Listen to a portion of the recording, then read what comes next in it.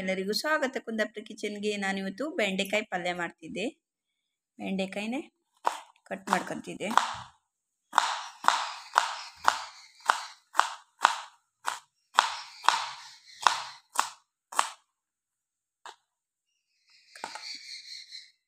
ಬೆಂಡೆಕಾಯಿ ಕಟ್ ಮಾಡಿ ಇಟ್ಕೊಂಡಿದ್ದೆ.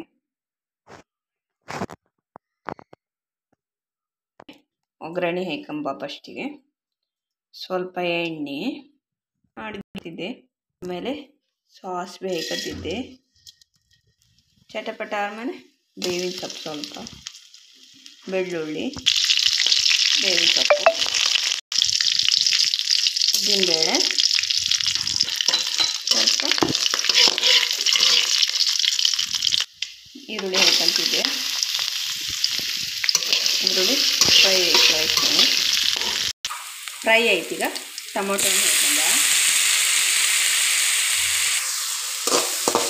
ಟೊಮೊಟೊ ಫ್ರೈ ಆಯಿತು. ಉಪ್ಪು ರುಚಿಗೆ ತಕ್ಕಷ್ಟು.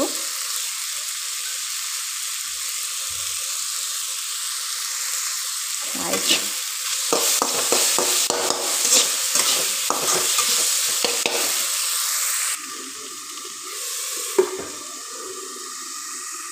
ಈಗ ಬೆಂಡೆಕಾಯಿ ಹಾಕಂತಿದ್ದೆ. ಬೆಂಡೆಕಾಯಿ ಲೈಟ್ ಬೇಕಲ್ಲ, ಅದಕ್ಕೆ ಫಸ್ಟ್ ಸ್ವಲ್ಪ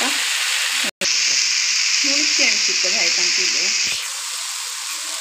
ಲೈಟ್ ಮಾಡಿ ಮಿಕ್ಸ್ ಮಾಡ್ಕೊಂತೀವ.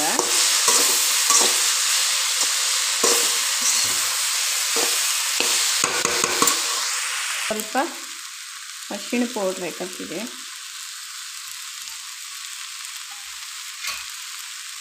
ಹಾಕೊಂಡು ಮಿಕ್ಸ್ ಮಾಡ್ಕೊಂಡು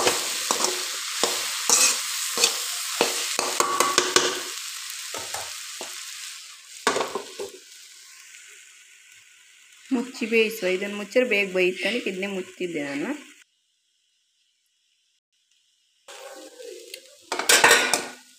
ಈಗ ತೆಂಗಿನಕಾಯಿ ಸ್ವಲ್ಪ ಹಾಕೊಂಬ.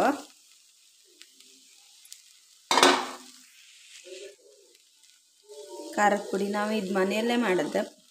ಕಾಳುಮೆಣಸು, ಕೊತ್ತಂಬರಿ, ಓಂ ಕಾಳು, ಸಾಸಿವೆ ಎಲ್ಲ ಹಾಕಿ ನಾವು ಮನೆಯಲ್ಲೇ ಮಾಡೋದಿದೆ. ಮೆಣಸಿನ ಪೌಡ್ರ್,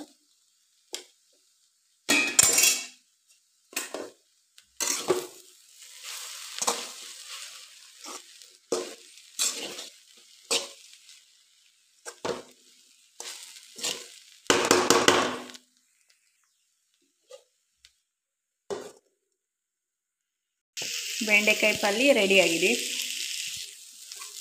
ದೋಸೆ, ಚಪಾತಿ, ರೈಸಿಗೂ ಲೈಕ್ ಹತ್ತಿ ಪಲ್ಯ.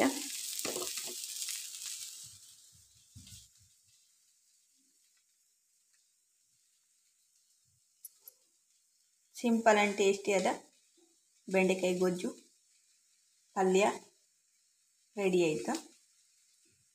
ವಿಡಿಯೋ ಇಷ್ಟ ಆದರೆ ಒಂದು ಲೈಕ್ ಮಾಡಿರಿ, ಸಬ್ಸ್ಕ್ರೈಬ್ ಮಾಡಿ, ಫ್ಯಾಮಿಲಿ ಫ್ರೆಂಡ್ಸ್ ಜೊತೆಗೆ ಶೇರ್ ಮಾಡಿ. Thank you for watching.